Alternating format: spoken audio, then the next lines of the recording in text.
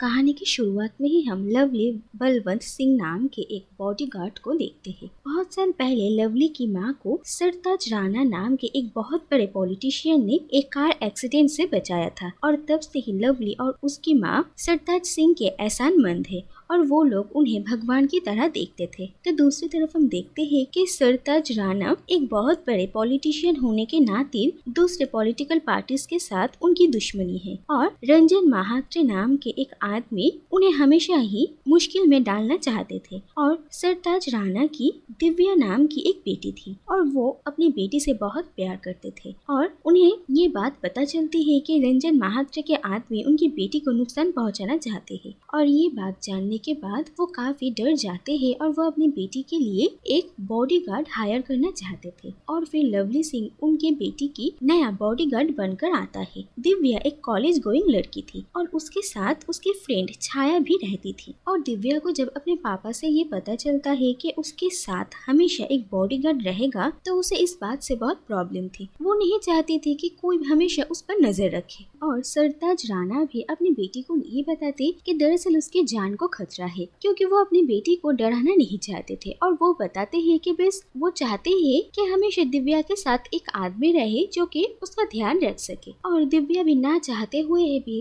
अपने पापा की बात मान लेती है। और इसके बाद लवली सिंह हमेशा दिव्या और छाया के साथ वो लोग जहाँ पर जाते थे वहाँ पर जाया करता है। और दिव्या के कॉलेज में भी लवली उसके बॉडीगार्ड बनकर आता था और ये देखकर कॉलेज के बाकी स्टूडेंट्स बहुत हैरान होते हैं और दिव्या भी काफी एम्बेरेस्ड होती थी। और इसके बाद दिव्या चाहती थी कि एटलीस्ट लवली अपना यूनिफॉर्म ना पहन कर आए और इनफॉर्मल कपड़ों में ही कॉलेज आए, लेकिन लवली ये बात नहीं मानता और दिव्या इसके लिए उसके यूनिफॉर्म तक जला देती है। लेकिन फिर भी कोई बात नहीं बनती और लवली एक रात के अंदर ही अपने लिए एक नया यूनिफॉर्म भी बनवा लेता है। और लवली दिव्या और छाया का फिजिकल ट्रेनिंग भी करवाता था जिससे कि वो भी सेल्फ डिफेंस सीख सके। और इसके लिए उन्हें सुबह सुबह उठना पड़ता था और अपने लाइफ का ये चेंज देखकर दिव्या बहुत इरिटेट होती है। और इसके बाद उसके दिमाग में एक प्लान आता है। वो अपने प्राइवेट नंबर से एक दिन लवली को कॉल करती है और कहती है कि उसका नाम छाया है और दिव्या जिस कॉलेज में पढ़ती है वो भी उसी कॉलेज में पढ़ती है और उसने दिव्या के साथ लवली को देखा है और वो लवली से प्यार करती है। पहले तो लवली छाया के फोन को इग्नोर करता था लेकिन धीरे धीरे वो भी छाया से प्यार करने लगता है। और प्राइवेट नंबर होने की वजह से वो छाया को कॉल नहीं कर सकता था और इसीलिए वो बेसब्री से छाया के कॉल आने का इंतजार करता था।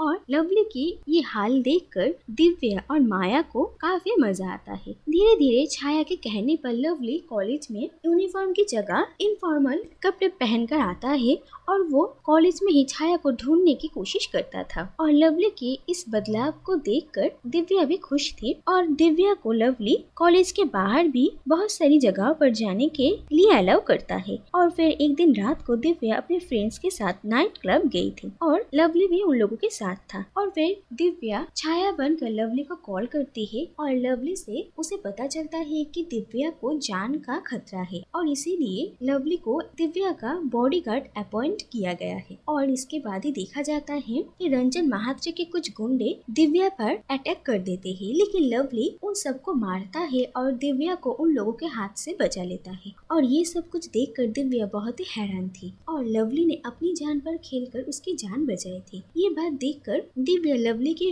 ऊपर एहसानमंद भी थी और फिर धीरे धीरे वो लवली से प्यार करने लगती है। माया उसे समझाती है कि ये ठीक नहीं है लेकिन दिव्या कहती है कि वो जो कुछ भी कर रही है सोच समझ कर ही कर रही है और वो छाया बनकर लवली से बात करने लगती है। लवली एक दिन छाया को कहता है कि वो उससे मिलना चाहता है और दिव्या उसे कहती है कि वो उससे मिलने के लिए आ सकता है लेकिन वो अपने साथ किसी और को ना लेकर आए, यहाँ तक कि दिव्या को भी नहीं। और लवली इस बात के लिए मान जाता है और फिर वो एक दिन दिव्या से छुट्टी लेकर छाया से मिलने के लिए जाने वाला था लेकिन उस दिन दिव्या भी लवली के साथ जाने के लिए रिक्वेस्ट करती है। वो कहती है कि वो भी छाया को देखना चाहती है। लवली पहले तो मना करता है लेकिन दिव्या के बहुत कहने के बाद वो उसे अपने साथ लेकर जाने के लिए तैयार होता है लेकिन कहता है कि जब छाया आ जाएगी तब वो थोड़ा छुप जाए। दिव्या कहती है कि वो दूर से ही छाया को देखेगी। इसके बाद वो लोग उस जगह पर पहुँचते हैं जहाँ पर लवली छाया से मिलने वाला था और दिव्या दिव्या छुप कर रहती है और लवली छाया के आने का इंतजार करता है। और दूसरी तरफ दिव्या बहुत रोती है और वो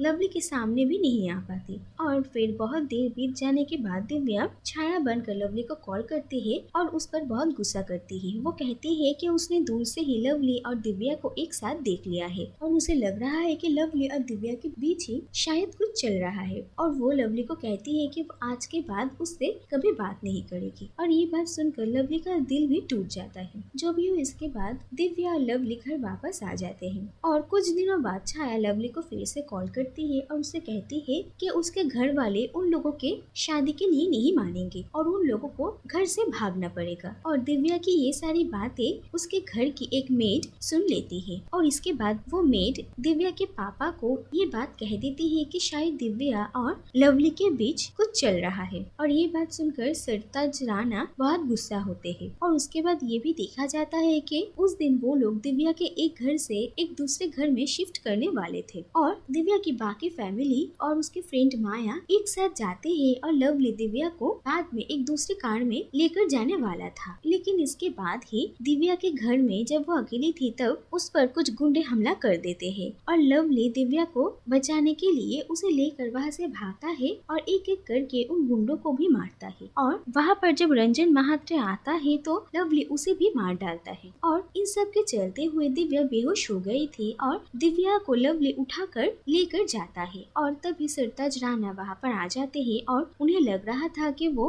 दिव्या को लेकर भाग रहा है, इसीलिए वो लवली पर गोली चलाते हैं। लेकिन फिर जब दिव्या होश में आती है तो वो अपने पापा को कहती है कि वो उन लोगों को गलत समझ रहे हैं। और लवली भी सरताज राणा को कहता है कि वो छाया नाम की एक लड़की से प्यार करता है और छाया उसके लिए रेलवे स्टेशन पर इंतजार कर रहा है। लवली चाहता था कि वो दिव्या को सही सलामत उसके दूसरे घर में पहुंचाकर छाया के साथ यहाँ से चला जाएगा। और दिव्या भी अपने पापा को समझाती है कि वो लवली को जाने दे। और फिर वो लोग लवली को वहाँ से जाने देते हैं और इसके बाद लवली उन लोगों से अलविदा लेकर वहाँ से चला जाता है। और सरताज राणा अपने एक दूसरे आदमी को कहते हैं कि वो लवली के पीछे पीछे जाए और अगर रेलवे स्टेशन में वो किसी लड़की के साथ ना हो तो उसे मार डाले। और दिव्या ये बात सुन लेती है और इसके बाद वो घर पहुंचकर अपनी फ्रेंड माया को कहती है कि वो जल्द से जल्द रेलवे स्टेशन पहुंच जाए और लवली को दिव्या के बारे में सारा सच बताए। और फिर दिव्या माया के फोन पर कॉल करेगी और फिर माया लवली के साथ दिव्या की बात करवा देगी। और माया वैसा ही करती है और ट्रेन में आकर लवली से मिलती है। और माया देखती है कि सरताज राणा का भेजा हुआ वो आदमी भी उन लोगों को देखता है और वो फोन कर कर सरताज राणा को बताता है कि दिव्या की फ्रेंड माया लवली के साथ है। और सरताज राणा अपने उस आदमी को वापस बुला लेते हैं। तो दूसरी तरफ लवली माया को ही छाया समझता है और ये बात देखकर माया भी बहुत हैरान होती है। और जब दिव्या माया को कॉल करती है तो माया दिव्या का कॉल नहीं उठाती